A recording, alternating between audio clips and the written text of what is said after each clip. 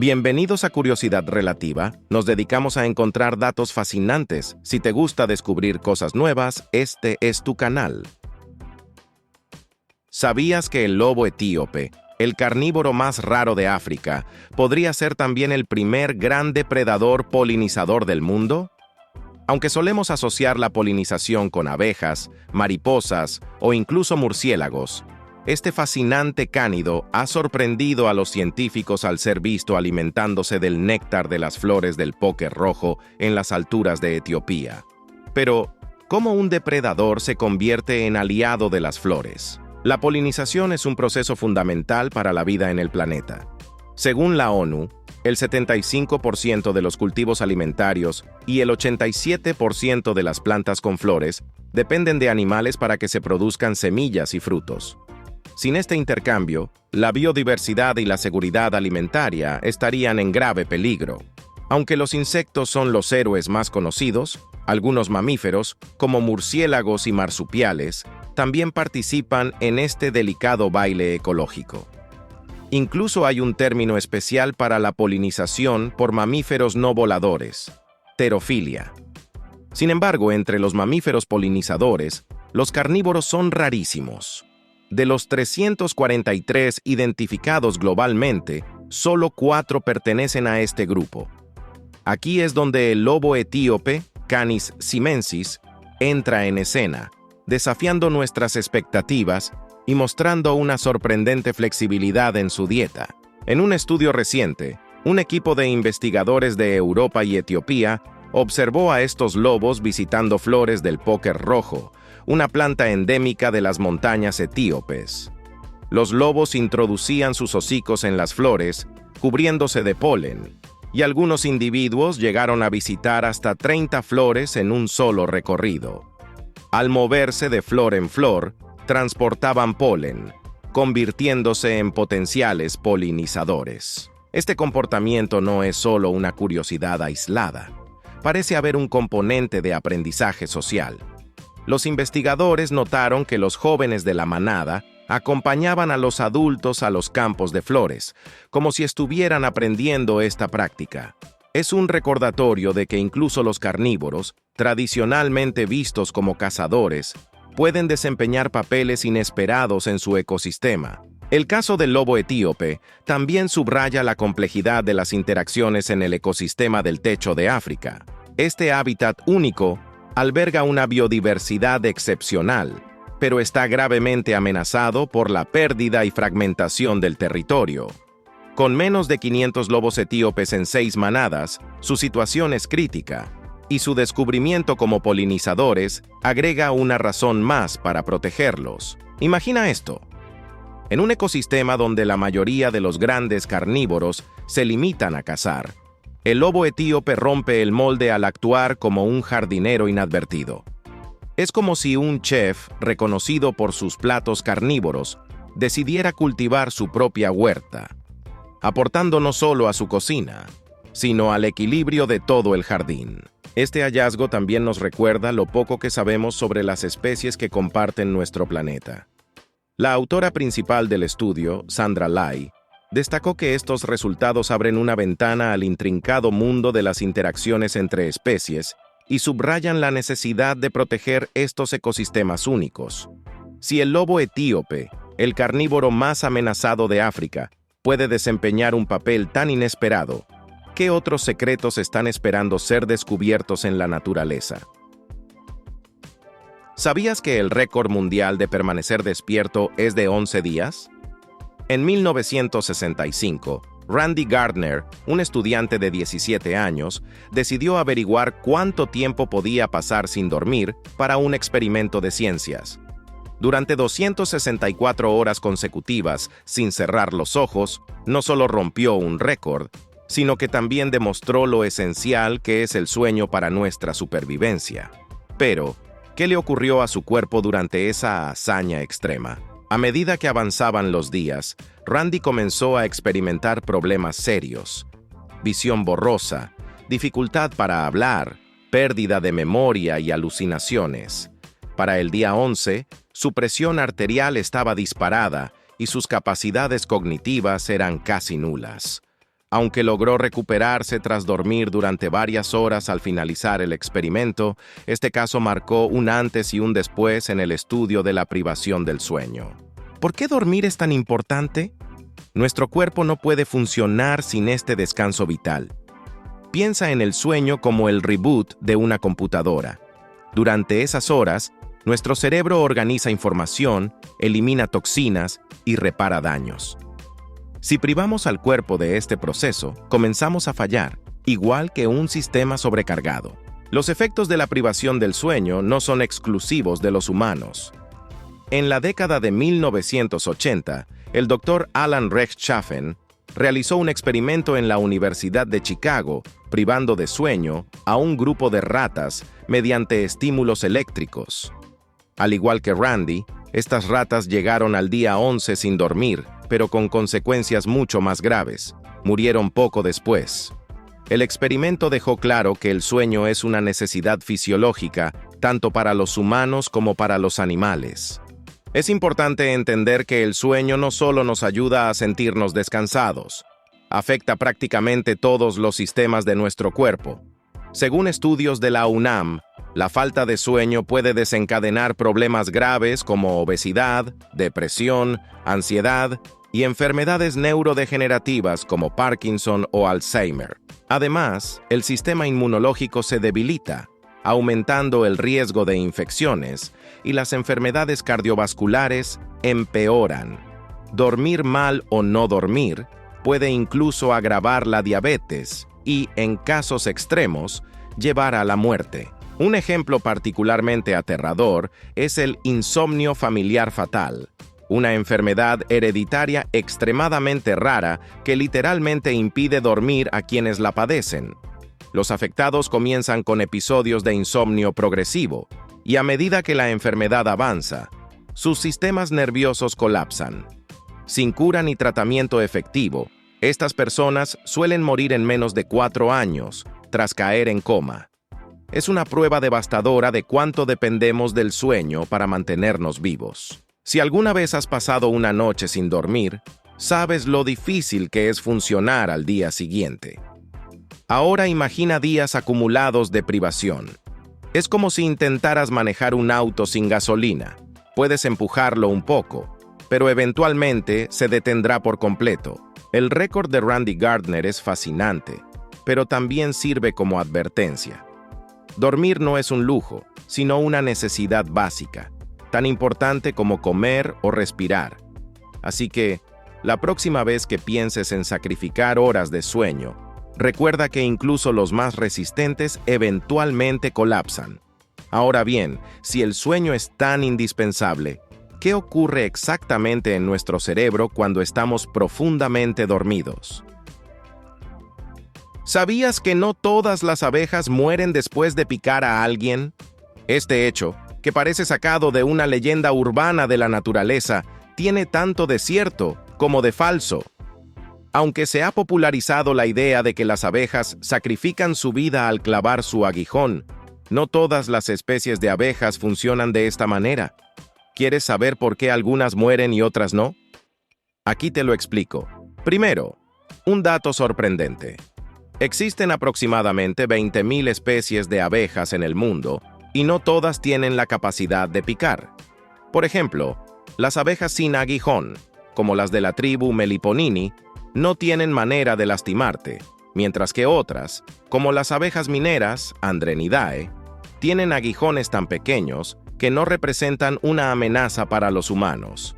En resumen, si creías que todas las abejas estaban listas para atacar, ya puedes descartar esa idea. Ahora, cuando hablamos de las famosas abejas melíferas, las más comunes y productoras de miel, es cuando surge el tema de la picadura mortal. Estas abejas tienen un aguijón con púas, algo así como un anzuelo diminuto que, cuando se clava en la piel humana, queda atrapado. Al intentar alejarse, la abeja se desgarra literalmente, dejando parte de su abdomen, órganos internos y veneno detrás. Este daño es tan severo que la abeja no muere de inmediato, pero sí en cuestión de horas, debido a la pérdida de fluidos y fallos orgánicos. Sin embargo, este destino no es inevitable para todas las picaduras de las abejas melíferas. Si pican a un insecto o una araña, el resultado es completamente diferente. Dado que el exoesqueleto de estos animales es más delgado que la piel humana, el aguijón puede extraerse sin daño alguno para la abeja. Esto les permite defender su colmena de invasores pequeños sin arriesgar su vida. Ahora bien, ¿por qué pican las abejas en primer lugar? A diferencia de las avispas, que son más agresivas por naturaleza, las abejas suelen ser tímidas y evitan atacar a menos que se sientan amenazadas. Si una abeja está lejos de su colmena, lo más probable es que ignore a los humanos. Pero si te acercas demasiado a su hogar, es otra historia. Aquí entra en juego una curiosidad fascinante. Cuando una abeja melífera detecta peligro, libera una feromona de alarma que actúa como una llamada de emergencia para sus compañeras. Este químico, sorprendentemente, huele como un plátano maduro debido al acetato de isoamilo que contiene. Así que, si alguna vez hueles un aroma dulce y frutal cerca de un enjambre alterado, es hora de retroceder. Es importante aclarar que las abejas tienen mala fama, en parte, gracias a las avispas. Muchos incidentes atribuidos a abejas son en realidad causados por estas últimas, que son más audaces y agresivas. Piensa en las avispas como los bravucones del patio de recreo, mientras que las abejas son los estudiantes tranquilos que solo quieren hacer su trabajo. Otro dato curioso es que no todas las picaduras son iguales. Las abejas melíferas son más propensas a picar si sienten que su colmena está en peligro, pero si se enfrentan a un animal o humano que es demasiado grande para manejar por sí solas, pedirán refuerzos. Este comportamiento cooperativo es un recordatorio de cuán sofisticada es la vida social de estos insectos. Así que, la próxima vez que veas una abeja revoloteando cerca, recuerda que no está buscando problemas. Probablemente solo esté recolectando néctar para su colmena. ¿Te imaginas cómo sería el mundo si las abejas desaparecieran y perdiéramos su invaluable aporte como polinizadoras? ¿Sabías que los caballos no usarían herraduras si no fuera por nosotros? Aunque hoy en día las herraduras son parte esencial del cuidado de estos animales, no todos los caballos las necesitan, y hay mucha historia y ciencia detrás de estos pequeños protectores metálicos. Aquí te contaré por qué los caballos las usan, cómo funcionan y qué pasa si no se colocan correctamente. Desde hace siglos, los caballos han sido aliados inseparables de los humanos, ya sea como medio de transporte, en tareas agrícolas o en deportes como la equitación. Sin embargo, esta cercanía ha tenido un costo. Los cascos de los caballos, aunque fuertes, son más delicados de lo que parecen y necesitan protección extra. Según Fernanda Camargo, veterinaria y experta en equinos de la Universidad de Kentucky, los caballos domesticados tienen pies más frágiles debido a la crianza selectiva para rendimiento, lo que los hace más dependientes de las herraduras. Los cascos de un caballo son un poco como nuestras uñas, pero mucho más resistentes. La parte exterior, conocida como la pared, está hecha de queratina, el mismo material que forma nuestras uñas y cabello. Sin embargo, a diferencia de nuestras uñas, los cascos soportan todo el peso del caballo, que puede llegar a los 500 kilos o más. ¿Te imaginas caminar descalzo sobre rocas o cemento todos los días? Sin algún tipo de protección, los cascos de los caballos se desgastarían rápidamente, causando dolor y sensibilidad extrema. Aquí es donde las herraduras entran en acción. Estas piezas, generalmente hechas de acero o aluminio, protegen los cascos de terrenos duros o abrasivos. Incluso hay herraduras hechas de caucho, resina y plástico para caballos que necesitan soluciones específicas, como tratamientos terapéuticos. Pero, ¿cómo se colocan estas armaduras? Las herraduras se fijan al casco con clavos, y aunque pueda sonar doloroso, las paredes del casco no tienen nervios ni vasos sanguíneos, por lo que el caballo no siente nada, siempre y cuando el herraje esté bien hecho. Curiosamente, las primeras herraduras no eran metálicas. Hace más de 1000 años, los humanos usaban cuero o materiales vegetales para proteger los cascos de los caballos. Fue alrededor del año 500 después de Cristo, cuando comenzaron a fabricarse de metal y a clavarse directamente en los cascos, una práctica que se volvió común en los siglos siguientes. Sin embargo, no todos los caballos necesitan herraduras. Todo depende de cuánto se monte al caballo, el tipo de terreno y su estilo de vida. Por ejemplo, un caballo que vive en un terreno blando y solo es montado ocasionalmente podría estar perfectamente bien sin herraduras, siempre que reciba un cuidado regular por parte de un herrador profesional. En cambio, los caballos que recorren superficies duras o rocosas casi siempre necesitan herraduras para evitar daños. Pero las herraduras no son infalibles. Un herraje mal colocado puede causar problemas serios. Imagina usar zapatos de un tamaño incorrecto o con clavos que te presionan en los lugares equivocados.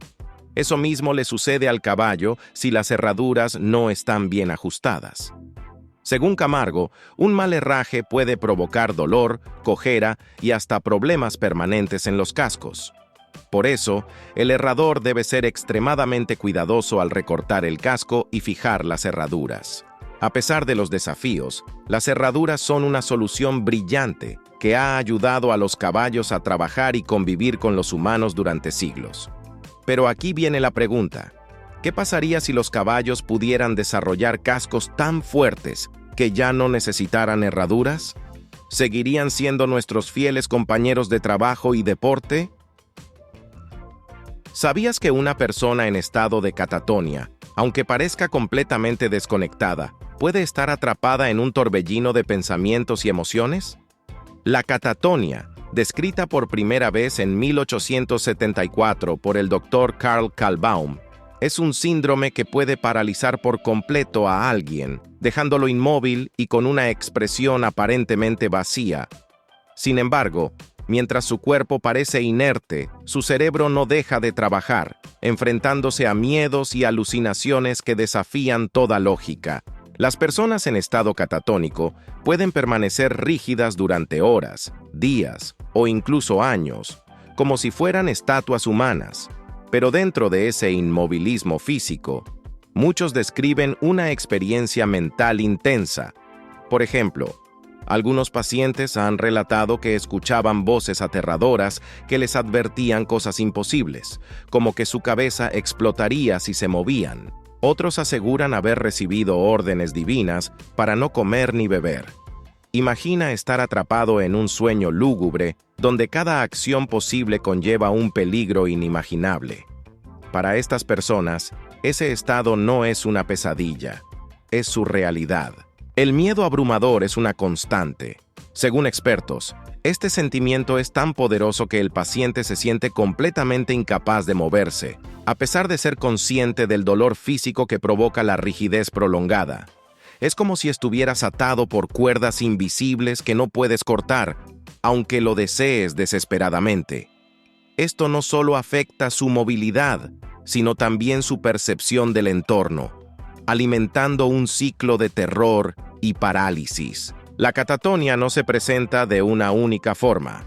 Existen 3 tipos principales que describen este enigmático estado.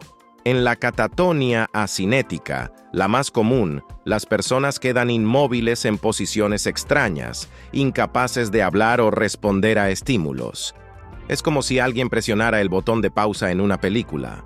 Por otro lado, la catatonia excitada es todo lo contrario. Los pacientes se mueven impulsivamente, imitando movimientos de los demás, como si estuvieran atrapados en un juego de sombras. Finalmente, la catatonia maligna lleva esta condición a un nivel crítico, acompañándose de problemas cardíacos, insuficiencia renal y un alto riesgo de muerte. Los síntomas físicos son igualmente sorprendentes.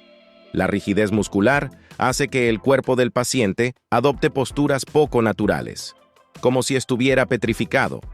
Algunos presentan un reflejo de prensión forzada, donde sus dedos se cierran con fuerza sobre cualquier objeto que se les coloque en la mano, sin que puedan soltarlo por voluntad propia. Además, en un estado conocido como flexibilidad seria, los músculos del paciente permiten ser manipulados por otras personas, manteniéndose en la posición que se les deje. como si fueran figuras de cera. Estas características son tan llamativas que a primera vista parecerían sacadas de una película de ciencia ficción. Contrario a lo que podría pensarse, el cerebro del paciente catatónico no está apagado. Más bien, está trabajando en exceso, tratando de procesar una realidad que les resulta incomprensible y aterradora. Este contraste entre la inmovilidad física y la agitación mental hace que la catatonia sea uno de los síndromes más fascinantes y desconcertantes en la neuropsiquiatría. Pero, ¿qué ocurre después? ¿Es posible que alguien logre escapar por completo del laberinto que crea la catatonia o queda alguna huella en su mente para siempre? Gracias por ver el video de hoy. Esperamos que te haya gustado, si fue así. No olvides suscribirte y activar la campanita de notificaciones para que YouTube te avise cuando subamos nuevo video.